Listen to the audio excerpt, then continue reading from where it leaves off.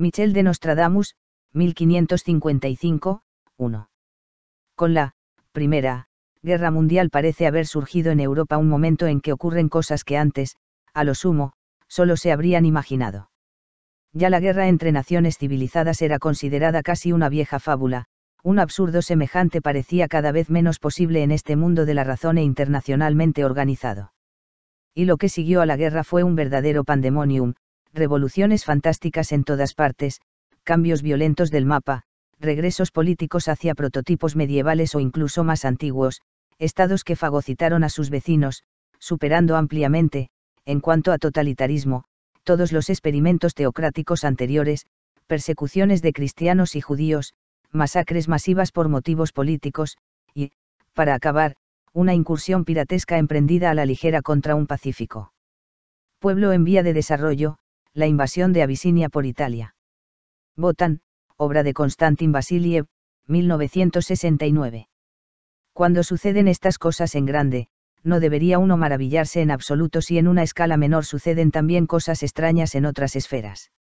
En el campo de la filosofía debemos ciertamente esperar un tiempo antes de que podamos establecer con fundamento el tipo de época en la cual vivimos. Pero en el campo religioso podemos ver que están ocurriendo hechos significativos. Que en Rusia el colorido esplendor de la Iglesia griega ortodoxa haya sido sustituido por un movimiento ateo de dudoso gusto y cuestionable inteligencia no es de extrañar, por cuanto el nivel espiritual de la reacción científica es deplorablemente bajo. A fin de cuentas, incluso en el cercano Oriente se da un suspiro de alivio cuando de la atmósfera llena de humo por las procesiones de lámparas que son todo lo que queda de la Iglesia ortodoxa, se entra en una digna mezquita donde la sublime e invisible omnipresencia de Dios no ha sido sustituida por la parafernalia de ritos y vasos sagrados. Y, en el fondo, tarde o temprano también debía despuntar en Rusia la Ilustración del siglo XIX con su iluminismo científico. Pero que en un país verdaderamente civilizado que se pensaba que hacía tiempo que había salido de la Edad Media, un antiguo dios de la tormenta y la embriaguez, Wotan, que históricamente había estado un largo tiempo en reposo, pudiese volver a despertar a una nueva actividad como un volcán extinguido, es más que extraño, es realmente excepcional. Como usted sabe, aquel dios cobró vida en el movimiento de la juventud alemana y fue honrado desde el comienzo de su resurrección con sangrientos sacrificios de ovejas. Eran jóvenes rubios, y a veces mujeres, que, armados con mochila y guitarra, eran vistos vagabundeando sin cesar por todos los caminos de Europa, desde el Cabo del Norte hasta Sicilia, fieles seguidores del dios andariego. Más tarde, hacia el final de la República de Weimar, el papel errante fue asumido por miles y miles de personas desempleadas que se encontraban en todas partes deambulando sin rumbo fijo. En 1933 no se vagabundeó más, sino que se marchaba por centenares de miles, desde niños de 5 años hasta ancianos. El movimiento de Hitler, literalmente, puso en marcha la totalidad de Alemania, dando vida al espectáculo de una nación que migraba marcando el paso. Wotan, el vagabundo, había despertado. Así, podía vérselo, buscando en lugar de avergonzado, en la sala de reuniones de una secta en el norte de Alemania conformada por gente modesta, representado como un Cristo montado en un caballo blanco. No sé si estas personas eran conscientes del parentesco primordial de Wotan con las figuras de Cristo y de Dionisio, probablemente no. Al principio, Wotan, el viajero incansable, el alborotador que suscita querellas aquí y allá y además obra la magia, fue transformado por el cristianismo en un demonio, no era más que un fuego fatuo en las noches de tormenta, un cazador espectral acompañado por su séquito, y esto, también, solo en las tradiciones locales, que eran cada vez más descoloridas. Fue la figura de Asverus, el judío errante, forjada en la Edad Media, la que asumió el papel del caminante incansable. Se trata de una leyenda cristiana, no judía. El tema del vagabundo que no ha aceptado a Cristo fue proyectado sobre los judíos, así como normalmente redescubrimos en los otros nuestro contenido psíquico que se ha hecho inconsciente. En todo caso, la coincidencia del antisemitismo con el despertar de Wotan es una sutileza psicológica que podría valer la pena recordar. Los jóvenes alemanes que celebraban el solsticio no fueron los únicos que percibieron el susurro en el bosque virgen del inconsciente. Ello ya había sido intuido proféticamente por Nietzsche, Schuller, Stefan Georg y Ludwig Klages. 2. La tradición literaria de Renania y el territorio al sur del río Main, ciertamente no pudo liberarse con facilidad de la impronta clásica, razón por la cual se recurría voluntariamente, apoyándose en los prototipos clásicos, a la antigua embriaguez y a la antigua exaltación, es decir a Dionisio, puera eternus, el eterno niño, y al eros cosmogónico, 3. Sin duda alguna, esto estaba más acorde con la mentalidad clásica que con la idea de Wotan, el cual, sin embargo, proporciona una referencia más exacta.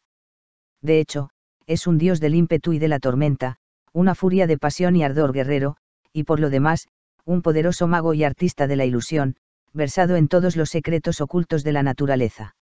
Lo de Nietzsche es sin duda un caso especial. Él no tenía conocimiento alguno de la cultura germánica. Cuando descubrió al filisteo de la cultura, y que Dios ha muerto, su Zaratustra encontró un Dios desconocido de forma insospechada, que se acercó a él a veces con hostilidad, o bien disfrazado como Zaratustra mismo. Así es como supongo que es Zaratustra en sí mismo, un adivino, un mago y un viento de tormenta. Y, semejante al viento, quiero yo soplar alguna vez entre ellos, y con mi espíritu cortar la respiración a su espíritu, así lo quiere mi porvenir. En verdad, un viento fuerte es Zaratustra para todos los bajos fondos, y este consejo da a sus enemigos y a todo lo que escupe y vomita, guardaos de escupir contra el viento. Así hablaba Zaratustra, 2, de la chusma. Y cuando Zaratustra sueña que, guardián de las tumbas en la montaña del castillo de la muerte, quiere abrir la puerta, y un viento rugiente abrió violentamente las hojas de la puerta. Con agudos gritos y chillidos arrojó hacia mí un ataúd negro.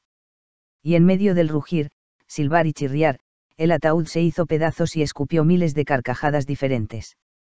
El discípulo, interpretando el sueño, dice: ¿No eres tú mismo el viento de silbidos agudos, que arranca las puertas del castillo de la muerte? ¿No eres tú mismo el ataúd lleno de maldades multicolores y lleno de muecas angelicales de la vida? Así hablaba Zaratustra, 2, el adivino. En esta imagen se destaca con fuerza el secreto de Nietzsche, que desde 1863 hasta 1864 había escrito al Dios desconocido. Te quiero conocer, desconocido. Tú que me aferras en las profundidades del alma. Y atraviesas mi vida como una tempestad. Tú, difícil de alcanzar, parecido a mí. Te quiero conocer y te quiero servir. Y 20 años más tarde, en su magnífico himno al Mistral, en Canciones del Príncipe Bogelfrey, dice: Como te amo, viento mistral. Cazador de nubes, asesino de tribulaciones. Barrendero del cielo, viento bramador. No somos ambos las primicias. De un mismo seno, predestinados para siempre. A un mismo destino. En el ditirambo conocido como el Lamento de Ariadna, incluido en Así hablaba Zaratustra, 4, el encantador, Nietzsche es completamente una víctima del dios cazador, por lo cual incluso la forzada autoliberación de Zaratustra al final no cambia nada. Postrada en tierra, temblando de horror. Como una moribunda a quien le calientan sus pies. Sacudida, ay de mí, por fiebres desconocidas. Temblando por agudos dardos de escarcha. Acosada por ti, pensamiento. Innombrable, encubierto, aterrador. Tú, cazador oculto detrás de las nubes. Fulminada en tierra por ti. Ojo burlón que me mira desde la oscuridad. Así yazgo. Me doblo, me retuerzo, atormentada. Por todas las eternas torturas. Herida. Por ti, el más cruel cazador. Tú, desconocido Dios.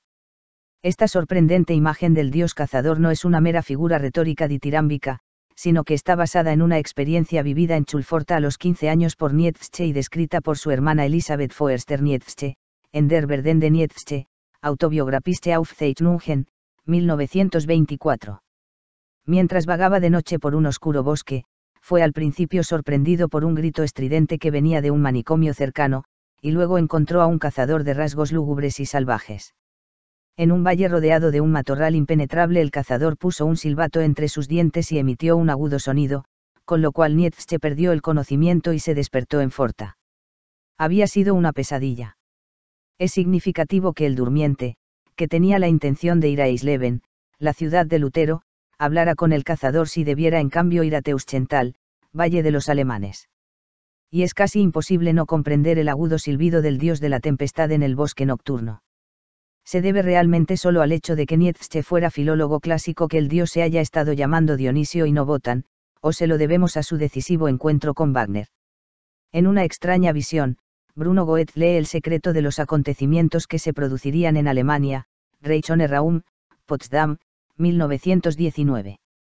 Ese libro me pareció entonces como un pronóstico del tiempo en Alemania, y lo he tenido siempre en cuenta.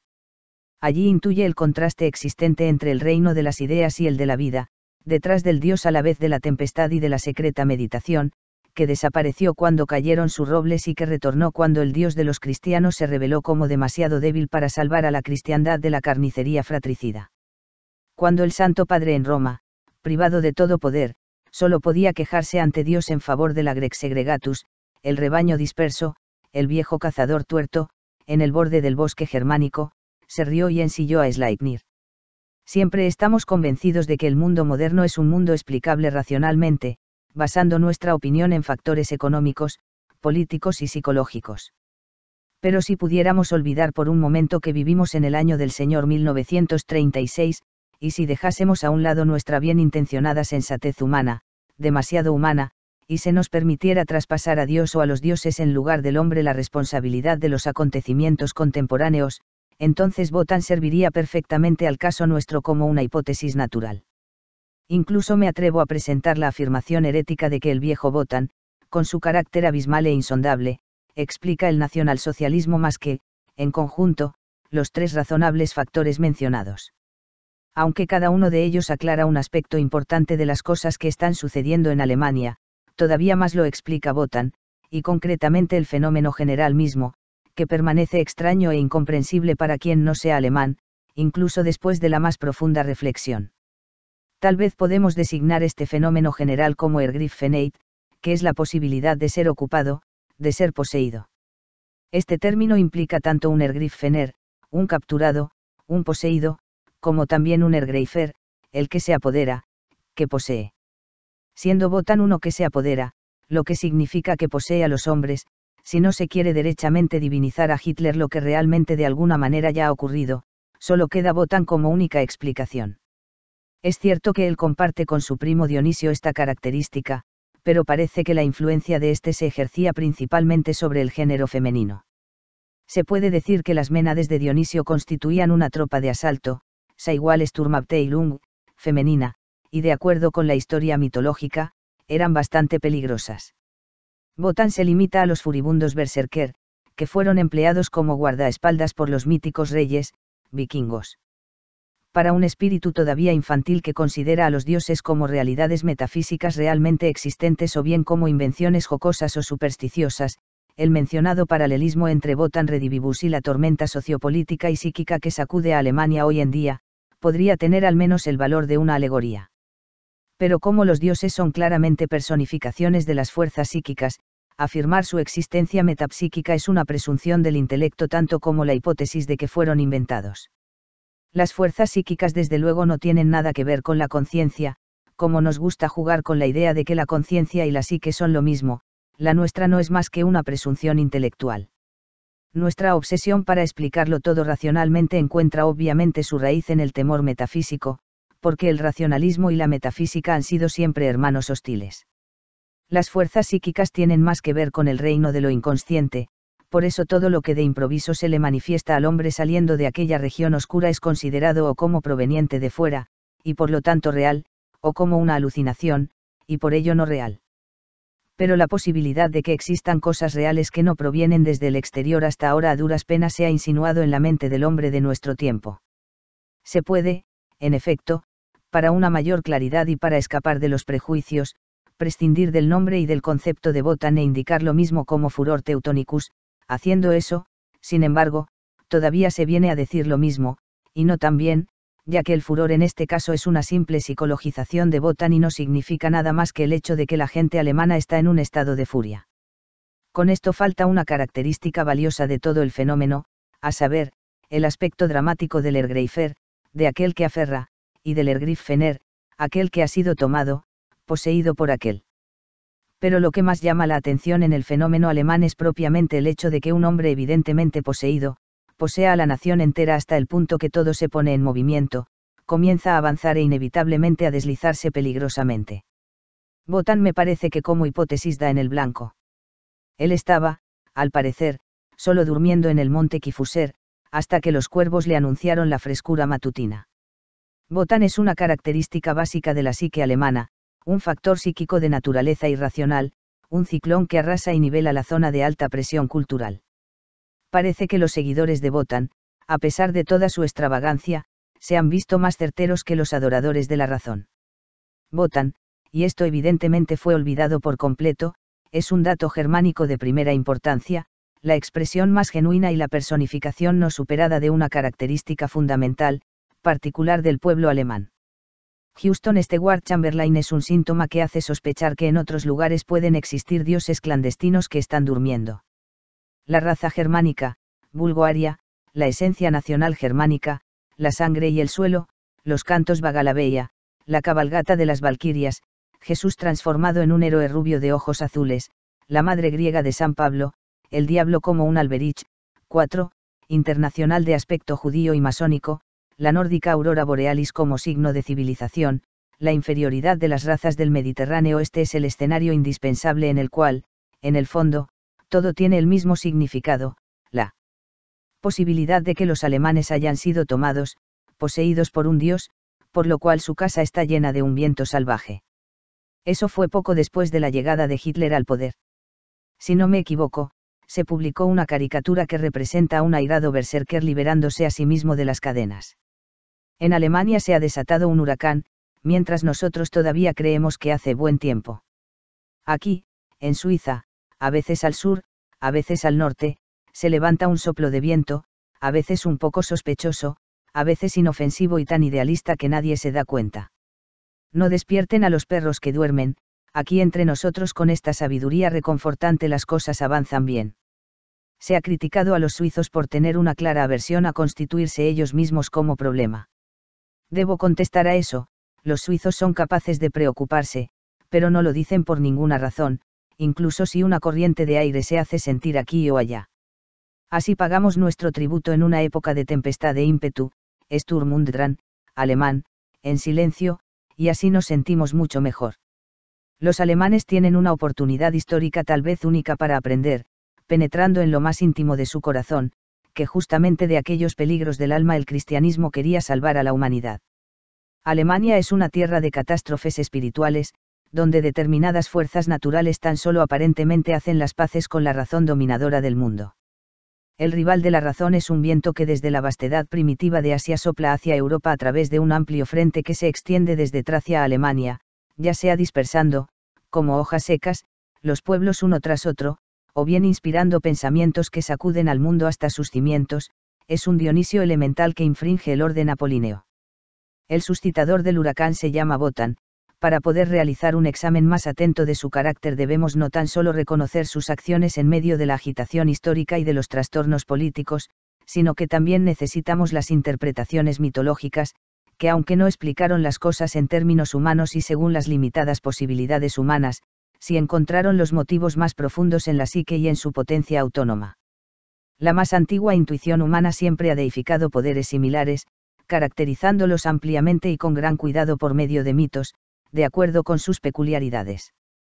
Esto fue tanto más posible por cuanto se trataba de las imágenes o de los tipos originales innatos en el inconsciente de muchas razas, que ejercitaban sobre estas una influencia directa. 5. Por lo tanto, se puede hablar de un arquetipo Wotan, que, como un factor psíquico autónomo, produce efectos colectivos, delineando así una imagen de su propia naturaleza. Wotan tiene su particular biología, separado de la naturaleza del individuo, que solo de vez en cuando cae bajo el irresistible influjo de aquel factor inconsciente, durante los periodos de calma. Sin embargo, el arquetipo Wotan es inconsciente como una epilepsia latente. Los alemanes que ya eran adultos en 1914 podían haber predicho el estado en que estarían en 1935. Tales son todavía los sorprendentes efectos del dios del viento, que sopla donde quiere, y oyes su sonido, pero no sabes de dónde viene ni a dónde va. JN 3, 8, que se apodera de todo lo que encuentra en su camino y abate todo lo que no tiene raíces. Cuando sopla el viento, aquello que está externa e internamente inseguro, se tambalea. Una reciente monografía de Martin Nink sobre Wotan, Wodan und Germanischer Schicksalsglaube, Jena, 1935, ha completado y perfeccionado nuestro conocimiento de la naturaleza de Wotan. El lector no debe temer que se trate únicamente de un estudio científico, escrito con distanciamiento académico. Si bien los derechos de la objetividad científica están plenamente protegidos y el material ha sido recogido con meticulosidad y se expone en un bello orden con rara perfección y penetración, es evidente que el autor siente su materia como algo cercano a la vida real y que la cuerda de Wotan aún vibra en él. Esto no es un defecto sino una cualidad principal del libro que, sin esta participación entusiasta del autor, podría haberse convertido en un tedioso catálogo. Ning traza un cuadro grandioso del arquetipo alemán Wotan, lo describe en 10 capítulos, basándose en todas las fuentes disponibles, como guerrero furioso, berserker, dios de la tormenta, caminante, luchador, dios del deseo, Wunsch, y del amor, Minne, señor de los muertos, señor de los Einerger, héroes muertos que habitan en el Valhalla, maestro del conocimiento secreto, encantador, y dios de los poetas. Incluso su mítica corte, las valquirias y el Filja, espíritu acompañante, a menudo en forma animal, está tomada en consideración por cuanto este trasfondo está incluido en el significado total de Wotan. La búsqueda de Ning sobre el nombre de Wotan y su origen es muy instructiva, muestra cómo aquel dios encarna tanto el lado impulsivo y emocional del inconsciente, como el intuitivo e inspirador, y es por un lado el dios de la ira y el frenesí, y por otro un experto en los caracteres rúnicos y un anunciador del destino. A pesar de que Wotan fue identificado por los romanos con Mercurio, ningún dios romano ni griego corresponde exactamente a sus características. Con Mercurio tiene en común la vida errante, con Plutón, y también con Cronos, el imperio sobre los muertos, el frenesí lo liga a Dionisio, en particular en su aspecto adivinatorio. Me ha sorprendido el hecho de que Ning no haga mención de Hermes, el dios helénico de la revelación que como pneuma, respiración, espíritu, y como nous, intelecto, mente, asocia su significado con el viento, y que establece un puente con el pneuma cristiano y con el milagro de Pentecostés. Como Poimandres, el pastor de los hombres, Hermes también es un dios que atrapa, Ergreifer, a los hombres. Ning señala acertadamente que Dionisio, al igual que los otros dioses, siempre se ha mantenido bajo la autoridad de Zeus omnipotente, lo que revela una profunda diferencia entre el temperamento griego y el germánico. La eliminación de Cronos, al cual Ning atribuye una íntima afinidad con Wotan, tal vez podría hacer pensar en una superación y un despedazamiento, en tiempos prehistóricos, del arquetipo de Wotan. En todo caso, el dios germánico representa una totalidad a un nivel primitivo, una situación psíquica en la cual la voluntad del hombre se identificaba con la del dios que lo tenía completamente en su poder. Pero entre los griegos habían dioses que prestaban su apoyo al hombre contra otros dioses, y el padre Zeus no estaba muy lejos del ideal del déspota benévolo e ilustrado.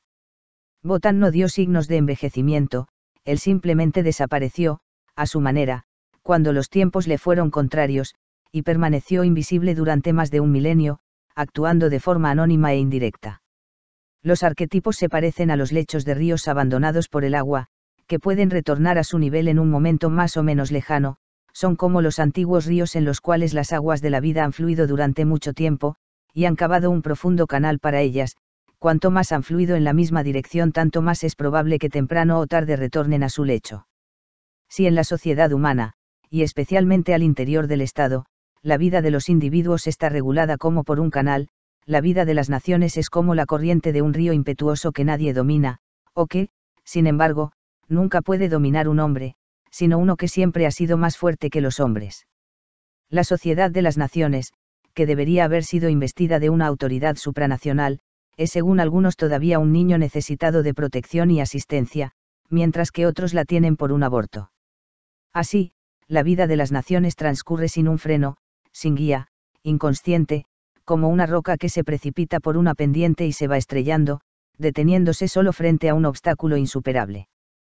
Por lo tanto, los acontecimientos políticos pasan de un obstáculo a otro, como los torrentes que se arrastran por barrancos, pantanos y meandros. Cuando no es el individuo el que se mueve sino la masa, el control humano disminuye, y comienzan a funcionar los arquetipos. Lo mismo sucede en la vida del individuo que se enfrenta a situaciones que observa que ya no es capaz de dominar con sus medios usuales. Pero ¿en qué consista la acción de un así considerado Führer confrontado con una masa en movimiento? Se puede observar con toda la claridad deseable tanto al sur como al norte de nuestro país, Suiza.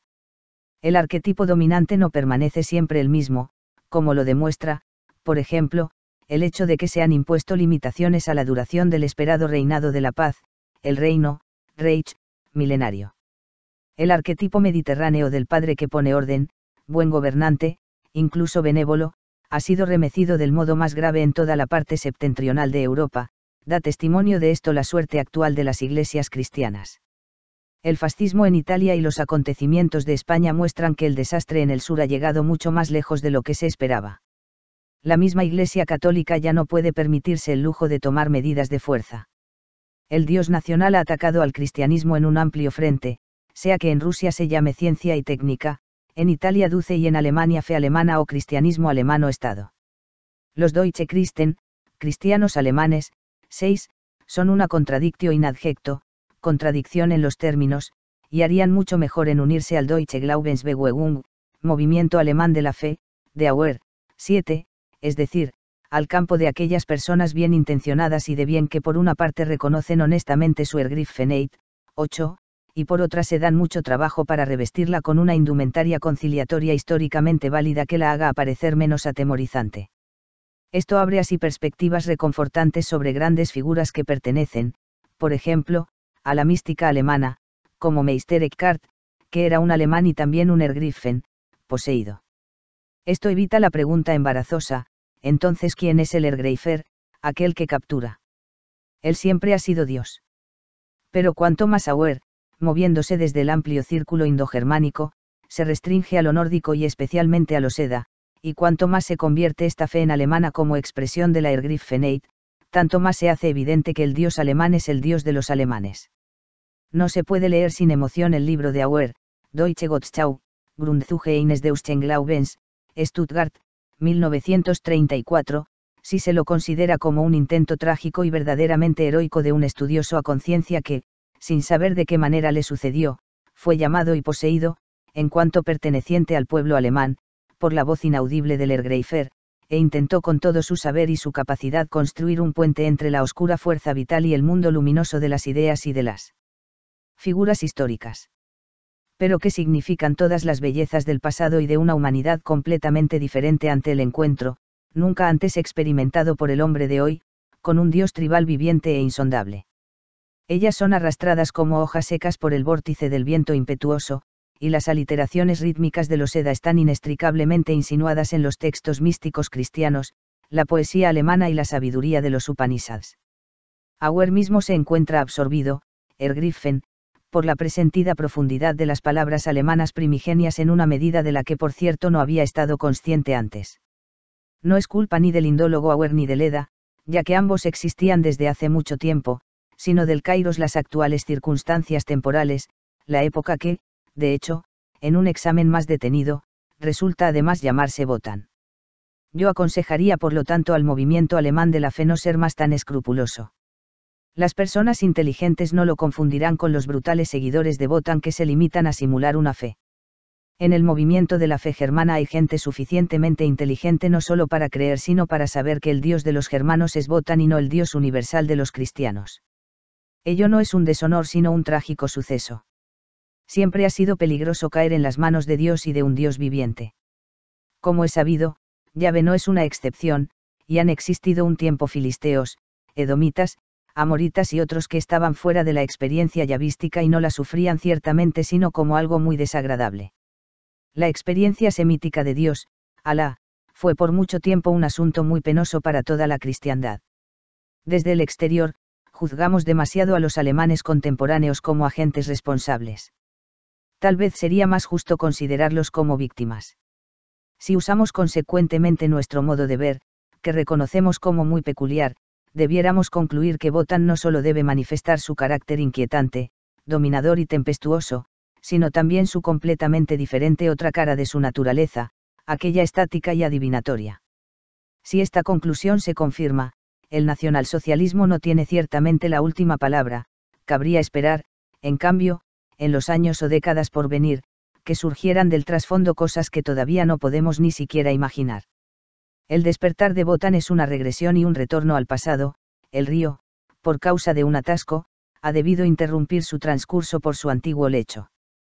Pero la obstrucción no durará para siempre, tal vez es un reculer pour mieux sauter, retroceder para saltar mejor, y el agua superará el obstáculo. Entonces por fin será manifestado lo que Wotan murmuró junto a la cabeza de Mimir. 46.